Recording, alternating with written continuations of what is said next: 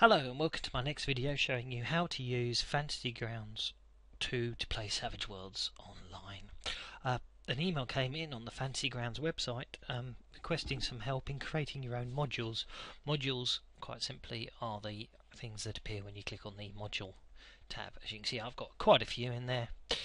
Over the years, made quite a few, bought quite a few. Relatively easy to build, and what I'm going to do is build a very basic one. So what I'm going to do is I'm going to move to my Fantasy Grounds data application folder and go to my modules folder, and I'm just going to take one of the example modules of the 3.5e, make a copy of it.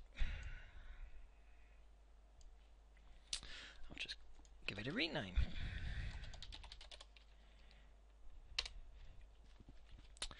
And then all I need to do is open it up. I use WinZip, but .mod file is basically just a renamed zip file. This mod file shows the three standard files you'll find in a module. You have the definition.xml. This will actually explain what rule sets you can use it with, what it's called, how it shows up. You can see this is it's got a name entry, the 3.5e basic rules, an author tab, and what rule set it works for. Now, obviously, I'm going to change this first things first. I'm going to change this to Savage Worlds 3. Change the author and change the name of the module. Save it there.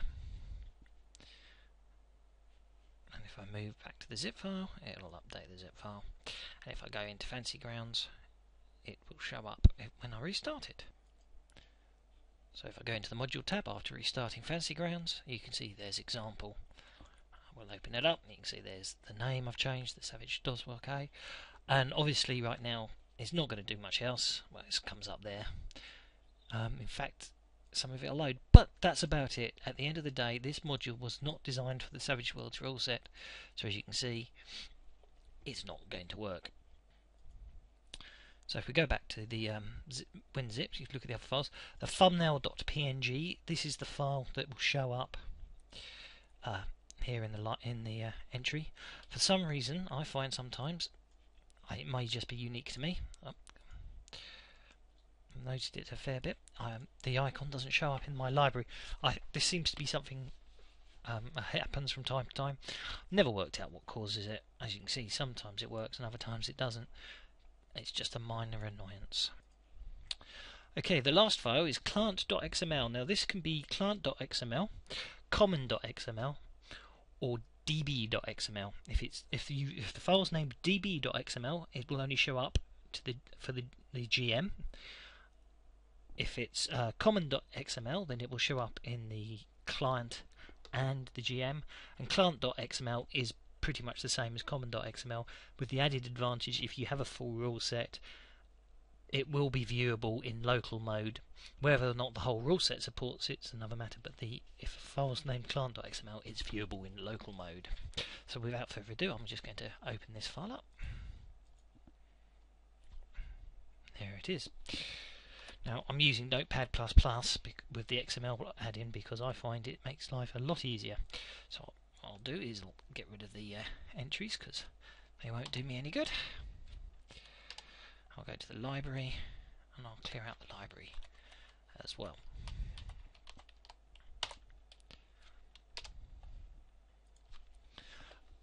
Okay, this is the absolute emptiest version of an XML file you could get. Again, this would still show up in Fantasy Grounds, but it wouldn't do a lot. Also, because it's an older file, the root version has been updated. I think it's 2.2. It may be newer than that, but I'll call it 2.2 to be on the safe side. So what I need to do now is start editing the files. The first thing I need to do really is give it the name. This is the internal name.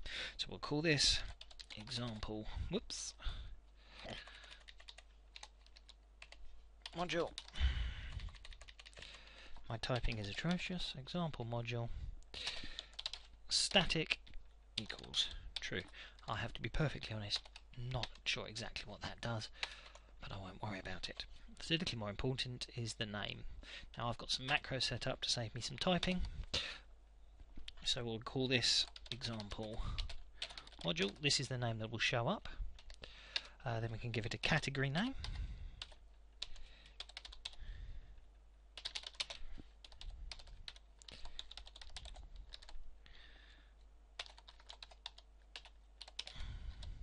So if I save that, I can explain what the category name is if I just update the zip file. If we go back to Fantasy Grounds and click on module activation, open and close it, go back to the library. Now these are the category names up the top here. They allow you to sort things out. If you put multiple things in the same category, they'll show up there. So you can see I called it examples, called it an example module. Obviously it's empty, so clicking on it doesn't do anything. So the next thing I want to do is put some entries in. So I'll create an entries level. And then we can start creating what I like to call chapters. I think of these as the headings that are going to show up. So I'll call this one chapter. Now, Fantasy Grounds will sort these entries in the library in alphabetical order.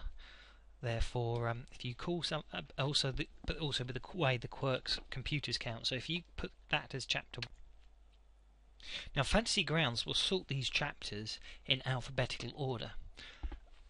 Therefore, with the way the quirks numbers work, if I had a chapter called chapter 1, and that carried on all the way up to chapter 9, then when I went and did chapter 10, because of the way the computer counts, it will actually put chapter 10 in front of chapter 1. Hence the fact I like to use preceding zeros. It gives me lots more space for chapters. Right, so we'll give this chapter.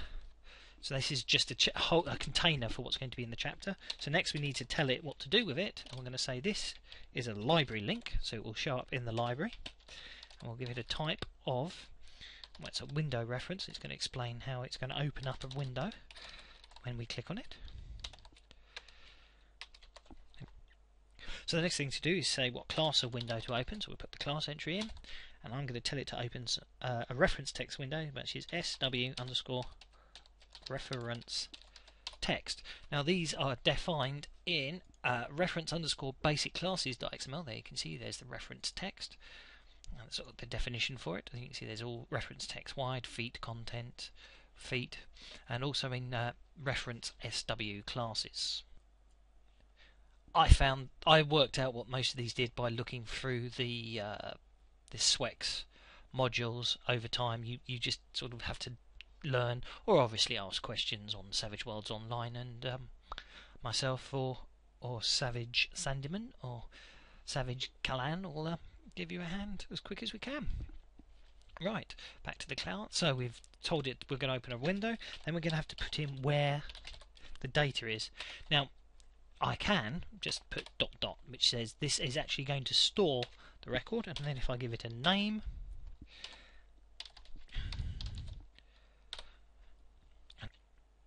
so I'm going to save my changes. I'm going to update my module file, and I go to Fantasy Grounds, and if I open when you open and shut a module, I don't know if you can see that, if you close it, it unloads it, and when you reopen it again, it reopens it. So now you can see the changes there. Obviously when I click on it, it's going to open up an empty window.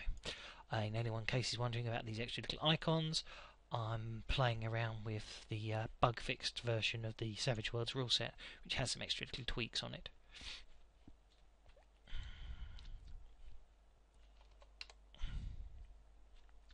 So now I've got to add some, might as well add some actual content text. So if I move in here and say I want to create some text, a formatted text, open a new paragraph.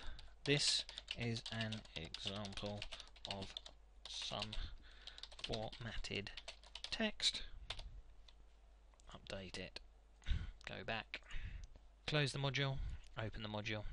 Example module. Open it up, and you can see there's some bold and italic.